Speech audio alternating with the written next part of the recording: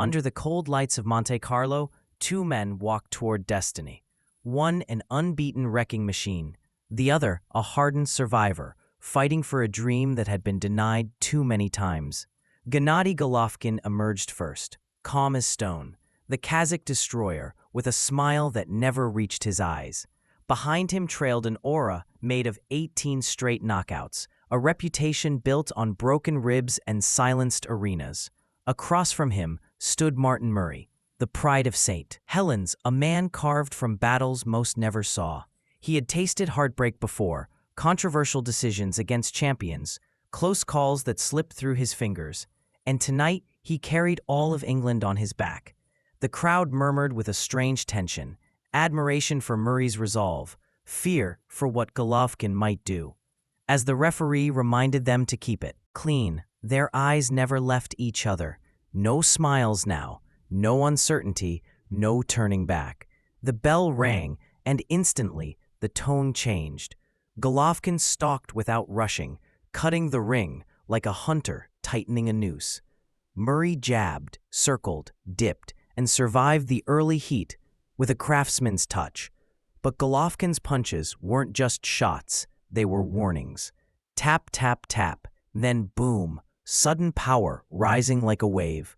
Murray answered with heart, slipping hooks, tying up, refusing to show fear. But even in the first minute, he understood what so many before him learned too late. Against Gennady Golovkin, every second is a blade. Every mistake is blood. And tonight, he would have to be perfect. Round after round, the pace tightened like a drum. Golovkin advanced with a rhythm as cold as mathematics. Jab, step, angle, trap. Murray tried everything. Dipping low, rolling shots, firing right hands that snapped Golovkin's head just slightly enough for hope to flicker in the crowd. But Golovkin wasn't bothered. In fact, he grinned. He loved the chase. He loved the puzzle. He loved early resistance because it told him exactly how deep he would have to dig before he broke a man. Murray landed clean on the temple, once, twice, 3 times, punches that would rattle most middleweights. But Golovkin walked through them as if absorbing information rather than damage. And that was the shift. Gennady didn't just hit harder. He learned faster. By round 3, he understood Murray's tells, the dip to the right, the double jab feint, the earmuff. Shell whenever pressure grew too heavy. The hunt accelerated. Golovkin's body shots echoed through the arena. Thud, thud, thud, each one ripping deeper into Murray's resolve. Still, the Englishman refused to wilt. Even as Golovkin's uppercut began slicing through the center, even when the crowd gasped at combinations that would fold lesser fighters, Murray stayed upright with the stubbornness of a man who promised himself he would not break again. By round 4, however, Golovkin found the moment he'd been sculpting. A digging left to the liver that sent Murray to a knee. Face twisted, breath stolen. Murray rose, defiantly, fists high. But Golovkin's eyes told the truth. He had found the opening, and he would return to it. The middle rounds turned from a fight into a survival epic. Golovkin varied his attack with cruel efficiency.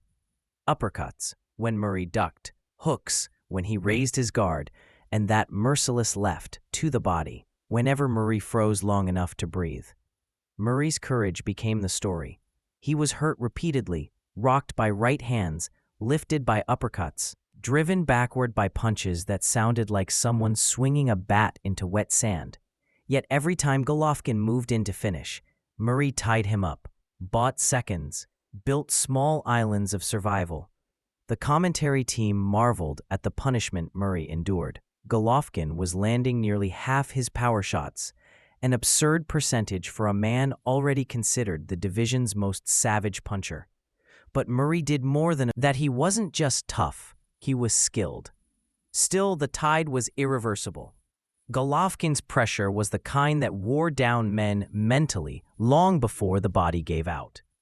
His footwork trapped Murray in corners. His patience drained Murray's legs. His consistency chipped away at hope itself. But heart. Heart is something different. Murray fought through nosebleeds, through shaky legs, through rounds that narrowly skirted stoppage. He simply refused to stay down. Even as Golovkin's power dug trenches across his body, even as each round left him staggering back to his corner, Murray kept rising, kept punching, kept believing. It wasn't enough to win, but it was enough to make every person watching question how much a human being could endure. By the 9th, 10th, and 11th rounds, the fight took on a haunting rhythm, Golovkin breaking, Murray refusing to break. Golovkin hammered combinations that would end nights for elite fighters, double left hooks to the liver, right uppercuts splitting the guard, looping shots to the top of the skull that rattled Murray's entire frame. And still, the Englishman didn't fall. His corner begged him to show more, to fire back, to convince the referee he still belonged there. Murray responded with everything his wounded body could muster. Small bursts of courage, brave counters, a will that refused to let him sink. But Golovkin sensed the end, and he was relentless in his pursuit. In round 10, Golovkin ripped a sequence so savage the entire arena inhaled at once. A right hand that lifted Murray off his feet, sending him sailing backward before crashing to the canvas. Time froze.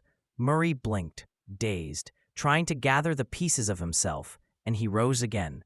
The crowd roared, not for the champion, but for the challenger who refused to surrender. Yet Golovkin, calm and clinical, walked forward. He wasn't reckless. He didn't swing wildly for the knockout. Instead, he resumed the systematic dismantling, forcing Murray backward with shots that had the weight of inevitability behind them. The referee watched closely now, too closely, and Murray's corner shouted over the noise, warnings, pleas, instructions, anything to keep their fighter alive in the storm. The 11th round became the final chapter of an unforgettable battle. Murray stepped out from his corner with the look of a man who knew he was near the brink but refused to quit.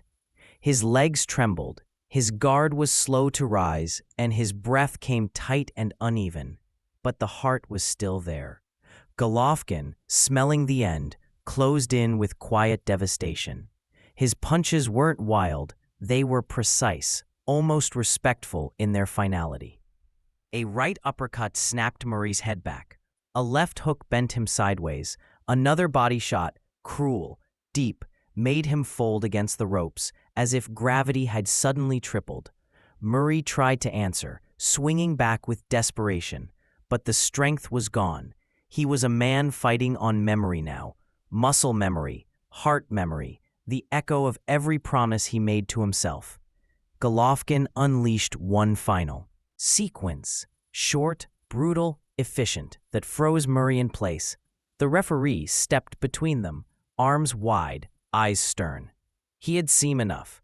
Martin Murray never fell, but he could no longer defend himself, and so the fight ended, not with a collapse, but with a rescue. The crowd rose in applause, not just for Gennady Golovkin's 19th straight knockout, but for Martin Murray's astonishing will. Golovkin lifted his gloves, victorious and still undefeated, but he wore an expression of respect, true respect, for the man who had forced him to dig deeper than anyone before. Murray didn't win the belts that night, but he walked out with something eternal, the admiration of every person who watched him refuse to break. And in the quiet that follows great wars, one truth remained. On that night in Monte Carlo, two fighters gave everything, and only one could be unbroken.